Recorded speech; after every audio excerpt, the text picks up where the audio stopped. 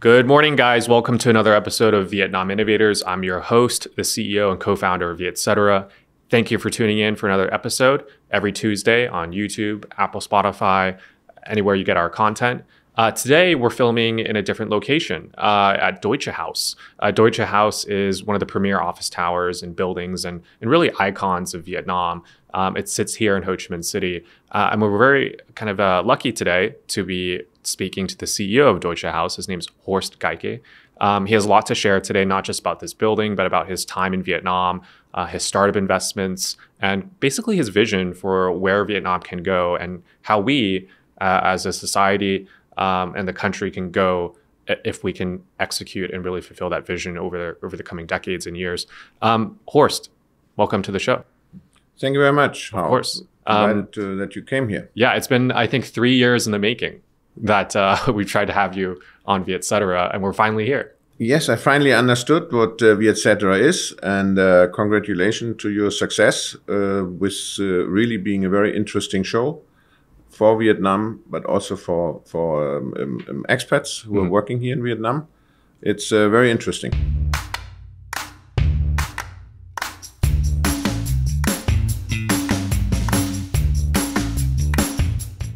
Well, let's just jump straight into it, Horst. A lot of people are very curious about your beginning. I think people here in Vietnam today know a lot about what you've done, but they don't really know too much about how you started.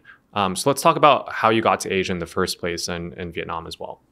Yeah, it was about in 1980 that I really wanted to work overseas. So I had finished university education and was working in my hometown in Hamburg, but I really wanted to go out into the world.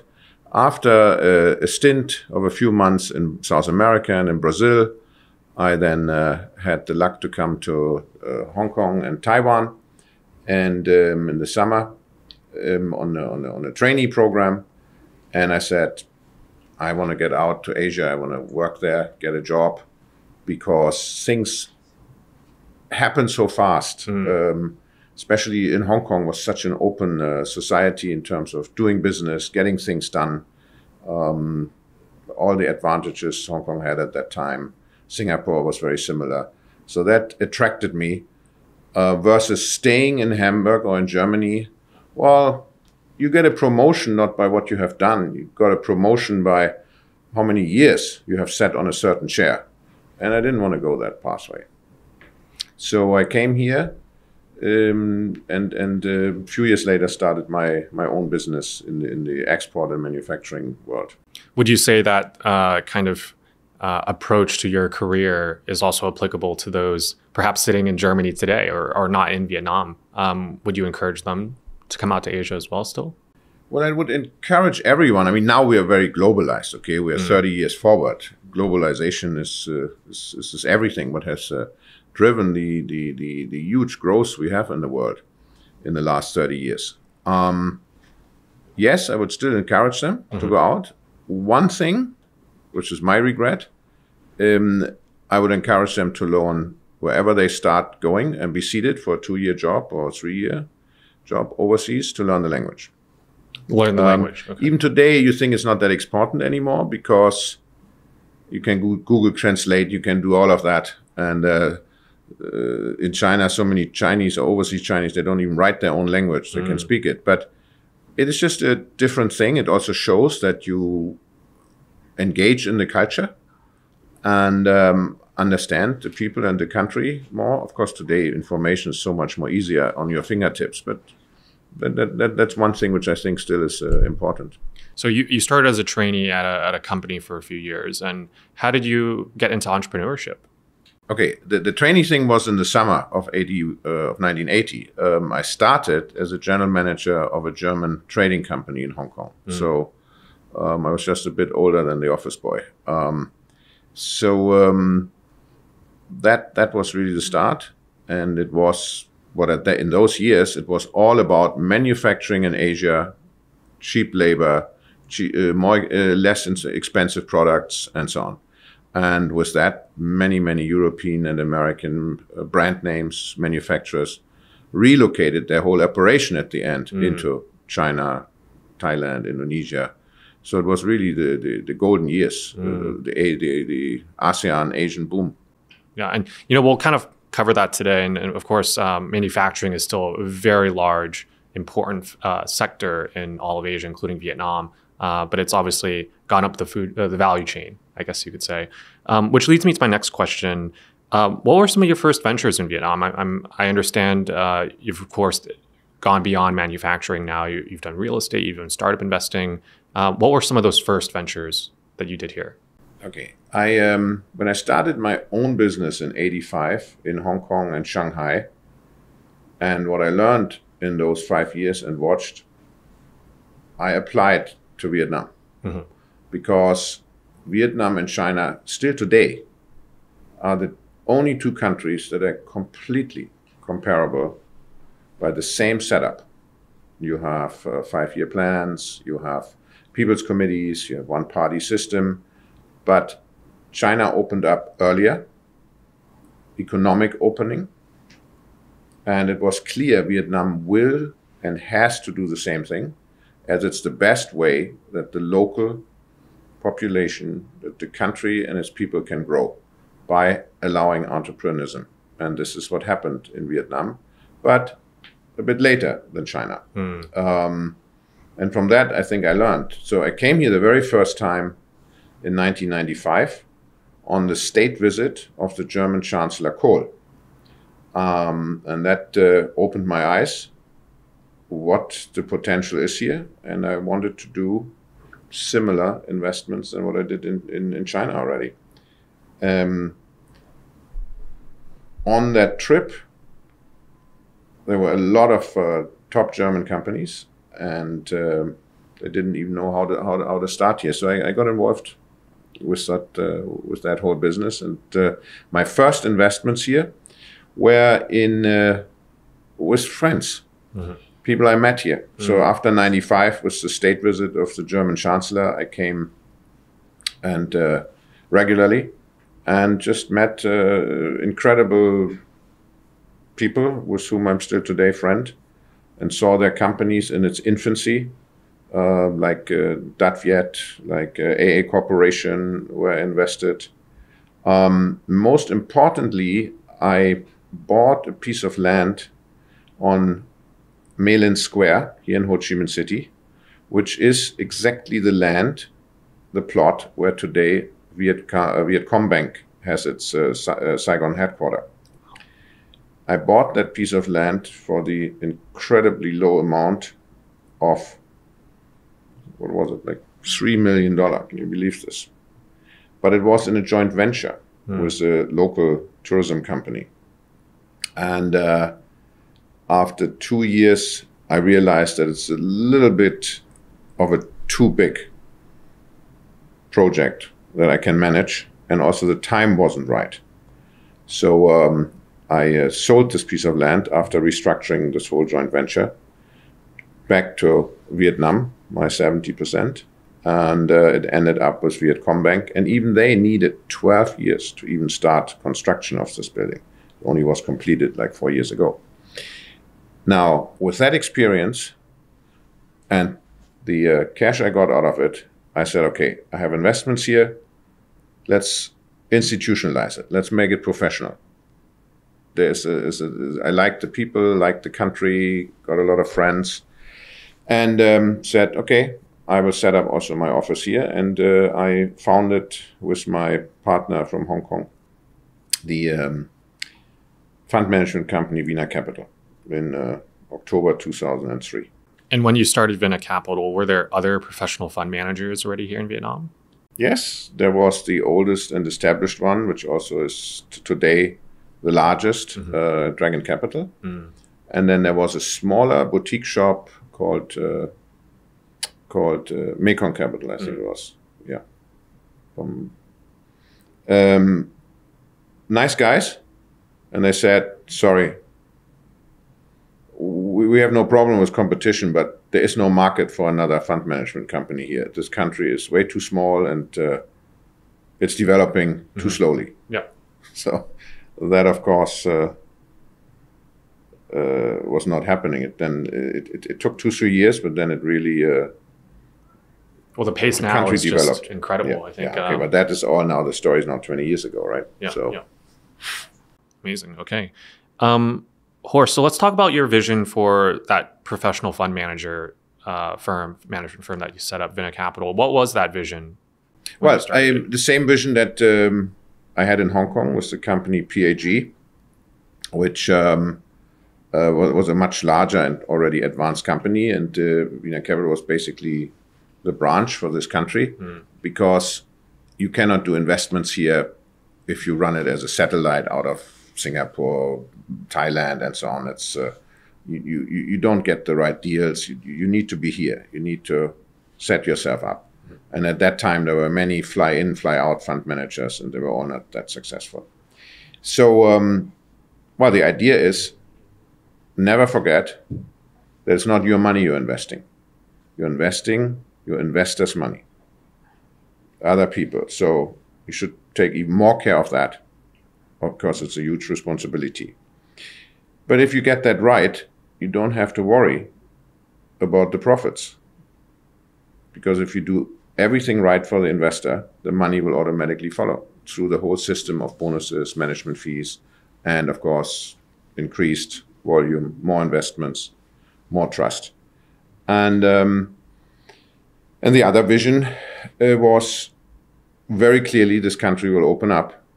It has to open up economically and to the world, and will become attractive. We had very, very young population here. We had quite a good literacy. So a lot of things came together, and you have still today always, it is, I think, one of the safest and politically most stable countries, or maybe the most stable country in all of Far East. I mean, you call it now Southeast Asia. Okay. And after VinaCapital, you've done a few other ventures. We're sitting in one of them right now. Well, I sold VinaCapital in 2012 for many reasons, some personally, some professional, but it didn't fit anymore into what I believed in and what I wanted to do next. And all my investments that I do now here, I don't need a fund management company for it. I have one in Hong Kong that has 12 offices around the world with fantastic partners. Well, after that, I kept a few investments, like the big automotive dealership, which we then later sold to Malaysia. I had private investments like Vina Games from the very beginning, which was one of the very first one or two staff, super bright guy in VinaCapital. But then very quickly he moved to full-time doing his online, no, it wasn't online, his games company, because he looked always very tired in the morning, and I thought, you're doing a lot of entertainment at night? No, I play games. Oh, don't do that. Don't get addicted to gaming. No, it's not a casino. It's games with little figures and okay, all right. So computer games. Yeah, it's like computer games. Yeah, I said, oh, like Game Boy, what my 8-year-old son is doing. No, a little bit more sophisticated. Anyway, that was the beginning of Vina Games. Yeah. But I also sold out of that investment and focused on property development. And I think that was absolutely the right time to do it. The property market has kind of exploded since 2012, 13, 14. And out of this came Deutsches Haus, but Deutsches Haus was a little bit of a different story because this was a tender from the German government to build on their land in a public-private partnership a whole commercial building, which the government cannot do. They cannot invest, but they can have an investor. So I was the investor together with a partner from Hong Kong. And we won the tender and built this building in record time, below budget. But the budget was a lot higher than what a normal building would cost. About 20% more, 25% more. So why would we waste that additional money Well, we wanted to do something, a green building, very sustainable. The electricity we use here is like 1/3 of other modern office towers here, because of very special cooling, ventilation, heat absorbing facade, and so on. And we have, you just had a drink, so that is all filtered water, naturally filtered water in the building. We don't really allow plastic. Every water is filtered here. We have solar, we have light dimmers, we have only LED. We have a very special septic tank to produce gray water and safe water. And that's when you get LEED Platinum certification. That is only the only building in Vietnam and only one of 3 in Southeast Asia, more in Singapore and one in the Philippines. So that's, the rents are higher. And I was cautioned that you cannot get higher rents. Tenants want a good deal and they won't pay money for a green building. Well, they do, because something has happened, especially in the last 5 years. Most global 100, global 500 companies have corporate responsibility in their mission statement. They sign up to a net zero carbon, which is a long way to go, but you need to start somewhere. And they want to use more green power. And they've signed up to ESG as one of their corporate principles. And with that, if there is a green building to rent from, it's given priority over the building that creates more pollution. And it's one of the few buildings. I mean, we always talk about the motorbikes and the cars to pollute our air. Correct. But 50% is from cooling buildings. That is the big part for pollution. And it's not in any building code. It's not in the law. Cars now have to have less pollution. But for buildings, the carbon footprint is not regulated yet in Vietnam. So this was a voluntary thing. So the building is full. Tenants are happy. The air is better here. And you pay a bit more. Will we see more Deutsche Houses? No, this is really a one-off here, because this building was created as the feature project in the 2011 strategic partnership contract between Germany and Vietnam, signed by Prime Minister Win Tan-Yong and German Chancellor Angela Merkel on her visit in November 2011.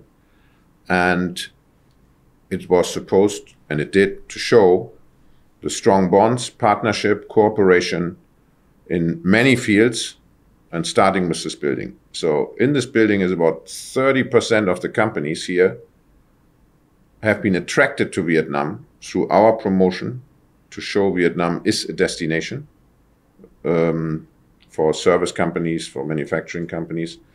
And 30% have never been in Vietnam. It's their very first office is here in Deutsches Haus.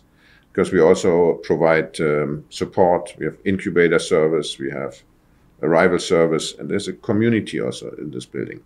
There's German companies and global international companies are in this building. Amazing. What's in store for the Deutsche Haus team if this is a one and only? Or do you guys plan to introduce more projects? I mean, or not even your team perhaps, but you individually, do you have other real estate projects that you want to do? Yes, I have bought 2 very interesting sites, and I've invested in another one.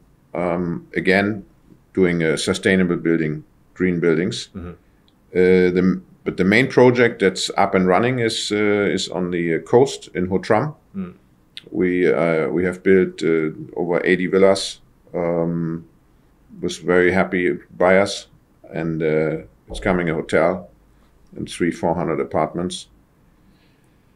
You have to go slowly, step by step, but it's become successful. And yeah, it will be also green. It has to be. Especially on the coast, I mean, you have water is limited. Pollution starts to be an issue. That's kind of my passion. Why do we need to find so many plastic bags in the ocean? The awareness has to be created, and the law is not there. Or there is a law, but it doesn't get enforced. You can dump your trash off next to a police guard, and he wouldn't even scold you or call you back. That's the awareness have to be set up. But I think the government can do that, because if you see how effective and efficient government orders and rules to how to handle a pandemic were followed by the population, that's pretty outstanding. Put on a mask, well, next day they all did it. And that shows that people care for health,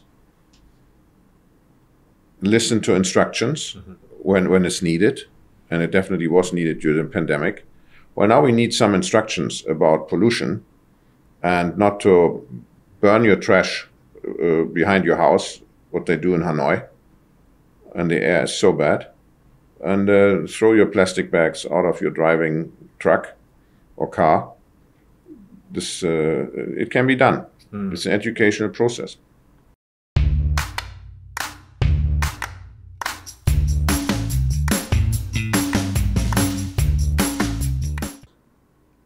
Okay. So Horst, we've kind of talked about how you got started in Asia and Vietnam, a little bit about VinaCapital, and of course Deutsches Haus and your project in Ho Cham. I'd like to switch gears a little bit and revisit some of your startup investments. You mentioned VinaGames was one of your first investments. That now is a unicorn company. Official name is VNG. What's your vision behind investing in startups 15, 20 years ago, but also today? By the way, one word to VNG. I wasn't the brightest light to understand about it. It was a group of several investors, and but it was about the person who ran it, the inventor, the founder, and we knew he's going to be reliable. And then, of course, came this whole gaming frenzy and so on, and so it wasn't the right spot. And the company does much more than games now. For a long time, there was then nothing else, but always said, "Oh, how do we? Is there a startup scene here? Are there companies?" Well, it needs education. It needs funding. I mean, education and ideas for the young people. It's mostly young people who do startups, especially in the tech world, and it's locals. It's Vietnamese with a combination with some foreign influence, or schools or scholars. You know how it happens. It happens in the garage, or it happens in an office. And then came a few companies like Ye1, Momo, smaller ones like Logivan, great ideas. But now I think it's really taken off in the last 2-3 years. And these companies, there's still a lot of small companies with either global applications or applications particular to Vietnam, to what you can use in the local business, all under the theme of digitalization of the economy, of the society, of private and hopefully also public life. Why shouldn't we be able to apply our passport online? Why do we need to go to some office and deal with guards that you get an earlier counter hour? All of that. So there's a lot what can be done. I think we need to bundle these companies and make a joint effort to attract capital. So put them all on a panel in a room, and that has been done by many. There was a tech fest and this big Da Nang thing. Now everything got a bit quiet because of couldn't do conventions and so on, but it opens again. And I think this innovator fund that Vietcetera is launching is particularly very interesting because it's hands-on. It's not a crowdfunding. You have a very good team that assesses the situation and is going hand in hand building the company, not just throwing a check and then going to an annual meeting, but working with them and to have a joint success. Yeah, let's talk about that a little bit. So for the audience listening today, we're partnering, Vietcetera, partnering with Horst to launch the Vietnam Innovators Fund. It's a fund that will dedicate to investing in startups exclusively here in Vietnam. And like Horst mentioned, we're going to be hands-on. It's going to be about focused on companies that want to tell a story and can execute, and it's going to be at an early stage. Horst, you mentioned you've invested in VinaGames because of the founder, and there's plenty more of these kind of stories here in Vietnam. What do you think they need to do in order to get to the next level, though? You mentioned, foreign capital. That's kind of a missing element here. Is there anything else that you think they need to get to the next level here in Vietnam? These founders? Well, every one of these startups has very particular, I don't want to say issue, but challenges or needs to remove certain blocks to grow.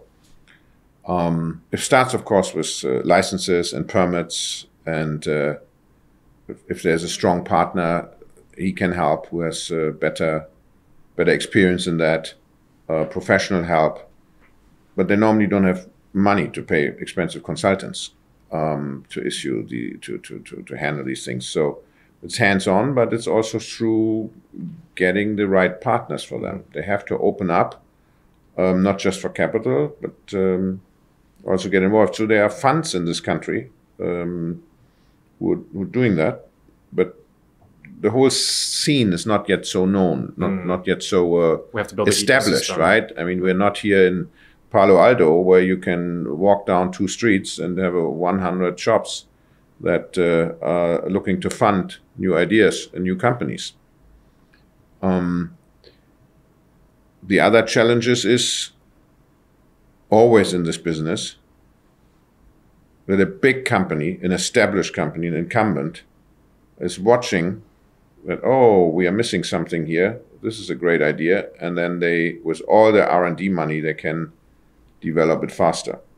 So a great idea is the start. Mm-hmm. Then making it commercial, and then the distribution of the product. This is always the challenge. Another thing, as a side comment, do you see a lot of the homegrown Vietnamese companies that are larger now? You mentioned you came here in the 90s, and a lot of these companies have now become quite large. Are they involved in the startup ecosystem? If yes, or if not, how else could they get involved? Okay, 10 years ago, we had 6 companies that were over $1 billion on the stock exchange. Now we have 80 companies that's over $1 billion market cap. So there are large companies here. Some of them do invest a little bit in smaller companies, but not really. They rather buy established companies to grow their top line or their bottom line, or to basically get rid of a competitor, the traditional reasons for M&A. Maybe a few, but it's missing. It's not like in Europe or in America, where the big companies do have a division that looks particular at companies that are doing exciting new creative ideas in their sector, right? Be it pharma development, be it software development, and then they get involved or also buy it out. Do you see this happening perhaps more in the future in Vietnam, in the near future? Everything will happen. It's a normal development, right? Sometimes big companies throw huge money into their R&D department, and they cannot create the next product or the next app successfully, because it's not just money. It's also the brain and the passion, which sometimes is with an entrepreneur or an entrepreneur young team much stronger than in a hired setup of an R&D department. Very good. One big trend that we've highlighted at Vietcetera as well in our media over the many years is the trend of a lot of Vietnamese who have studied abroad or lived abroad. They're coming back to Vietnam. Do you see that being a big kind of push for more talent here? Is that happening? Are you seeing that? I think that happened already. I mean, I'm looking at one. That's not so important anymore. It was important as a Kickstarter and a rejuvenation in the intelligence field, education field. But now Vietnam is really bringing out excellent graduates, and look at what FPT is also doing in this country for education. Mm-hmm. And they started 10 years ago with it, but now the fruits are there, and there's some amazing talents also in that company, and some then go somewhere else. That's what happens. And Horst, going back to the Vietnam Innovators Fund, of course, we've had many discussions about it, what we want to see out of it. But I want you to share to also our listeners here today, many of them who are probably startup founders. What are your expectations for it? Without us, obviously talking about it, at least to the public, what are your expectations for this fund? Aside from returning, of course, a good ROI. Well, nobody wants to lose money, but typically, you not everything can work. See, my very first fund was the VinaCapital Technology Fund, Tech Fund we called it. Started 12 years ago, together with in 50-50 partnership with a Silicon Valley, Palo Alto, very well-known investment company, who wanted to get a foot into Vietnam. Mm-hmm. And the first 3-4 years, we just couldn't find companies to invest in. What was the problem back then? There were no innovative, small, new companies here. Mm. They were just not here yet. Mm-hmm. And some investments have gone wrong, written off. It sounded great, but it was not well executed. But in the whole lifetime of this fund, the thing is just came to an end. It was 3-4 times X multiple over 12 years. Now I don't think it will take that long. There is a much better support system here for startups, and more importantly, there are much more promising startups. The whole world has developed. So whether it is a completely new idea, or it is just the something that had worked in other countries, but the applications are not yet localized to be distributed in Vietnam. Mm. But everything, the next field is, of course, AI has also arrived here. We talk about industrialization of Vietnam. Sure, huge FDI is coming into this country. It's now, this year and the last year, it was really an amazing window of opportunity for Vietnam, because we have all the industrial parks, we have the staff, we have the talented people, we have the government working much better together with companies here, with investors and local companies. And the situation and the issues we have in other countries, like in China, which investors wanted to have a second base. The pandemic in China is not solved at all, so big investments coming in Vietnam. And it's not because of low labor cost. Now, all these new factories are very, very automized, almost robotic. And that's good. We don't want sweatshops here. It's not the idea. I think the government is having a very good look and control over this. You have to have you get your investment license when you prove that it will be a very modern factory. So they call it 4.0. But yes, that's what's happening. Amazing.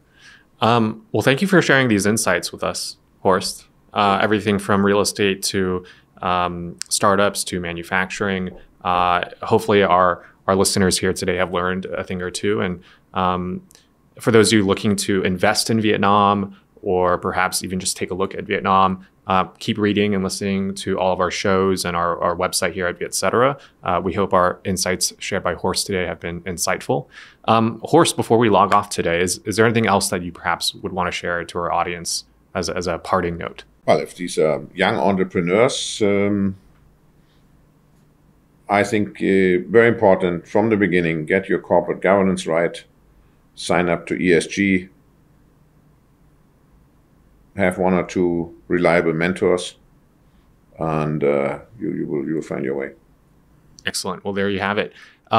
Thank you, everyone, for tuning in for the latest episode of Vietnam Innovators. We look forward to having you on the next episode. Thanks again, Horst, for joining today's show. Thank you for having me here. We'll see you next time. With a comprehensive healthcare ecosystem, GeoHealth integrates technology to optimize the examination experience for their customers. The Geo Smart Clinic provides a multi-specialty clinic experience with a team of elite doctors and cutting-edge technology. And with their recent Series B investment of up to $20 million, GeoHealth is coming closer to expanding their smart clinic system nationwide.